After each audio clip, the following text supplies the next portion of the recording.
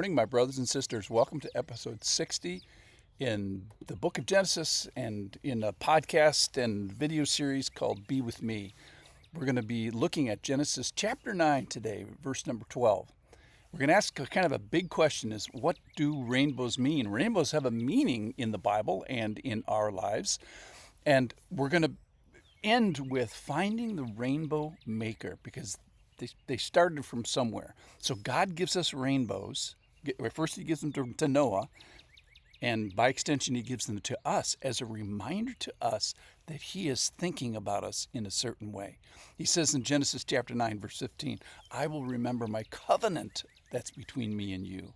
And when the bow is in the clouds, when the rainbow is in the clouds, I will see it and remember the everlasting covenant.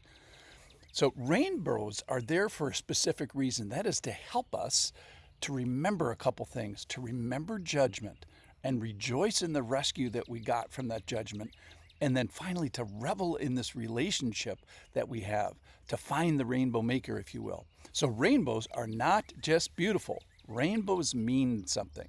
So here's our official passage. It's from Genesis chapter 9. I'm going to start in verse 12. Please join me and read there.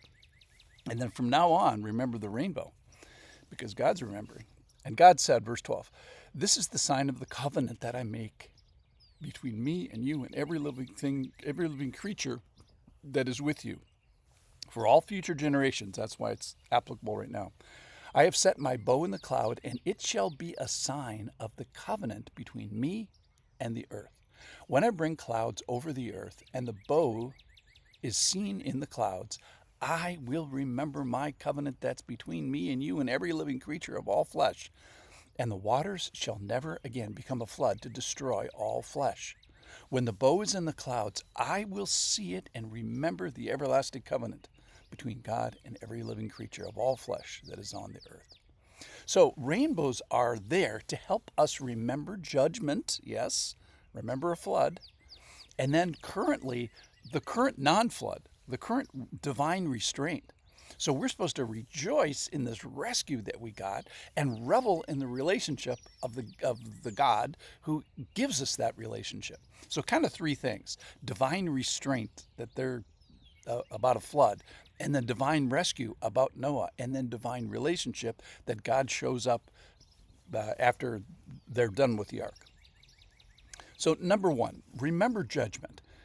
This is a one and done big flood. So never again by water is God going to destroy the earth in this way. He's not going to destroy universally until that day. So there is a day of judgment. It's just not going to be by water.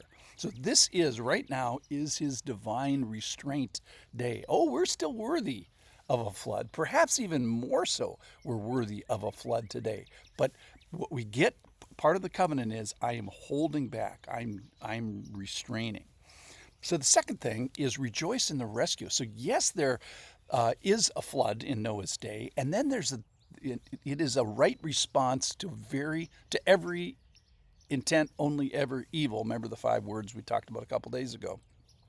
But in that context, so God hasn't fallen off the throne. He didn't forget that every intent was only ever evil. But in that context, he pursues and he rescues. So he finds Adam in the garden after their sin, and he kind of finds Noah even in a world of sin and provides a way of escape for mankind in the ark. So we can revel in relationship with this rainbow maker. That's the third thing. If we could travel to the other end of the rainbow, so I'm kind of using your imagination here. If we could travel to the other end of a rainbow, we'd find the rainbow maker. And that's kind of what I'm after today is let's go find the rainbow maker. So God is saying, I'm frequently making rainbows, and I'm reminding us about what he is thinking about right now. It's one of the rare times that we know exactly what God is thinking when he is thinking it in our world here today. So he's saying, I'm remembering my covenant, I'm keeping this covenant, I'm exercising this divine restraint, and I'm extending a divine relationship with you. That's what rainbows mean. So let's go find that rainbow maker. He wants to be found. That's the beautiful thing. The first thing we hear when Noah's in the boat is, "Hey, then God said to Noah, it's not over." So if this is true, this stuff in Genesis chapter 9, then here's what we know. We know that the rainbow is a revelation that's not just for then, it's also for now. And when God gives a rainbow, he's giving us of himself. He's giving us his character. Specifically, when he gives us a rainbow, he tells us what he's thinking, that we have a covenantal God. And that's a good thing because we're terrible at covenants. He's great at covenants. The whole business is dependent 100% on his character rather than our character. So rainbows are primarily about who remembers who.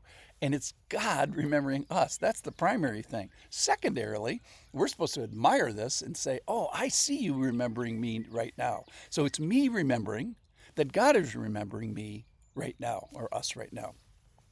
And in that he is remembering, there's this covenant that is sustaining me. So right now, there's a covenant that is protecting me and sustaining me.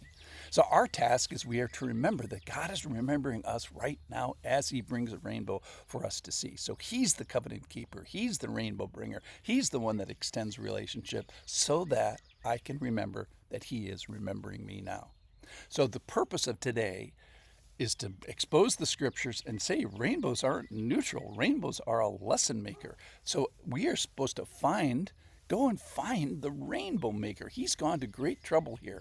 He's showing us his divine restraint. He's showing us his divine rescue, and he's offering us divine relationship.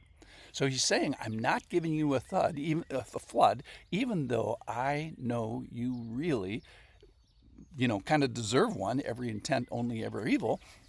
And I'm giving you away through certain destruction.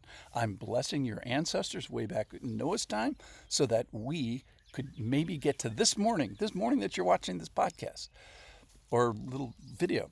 So I'm not giving you what you deserve. I'm giving you more than you deserve. I'm giving you grace. I'm giving you a relationship with me.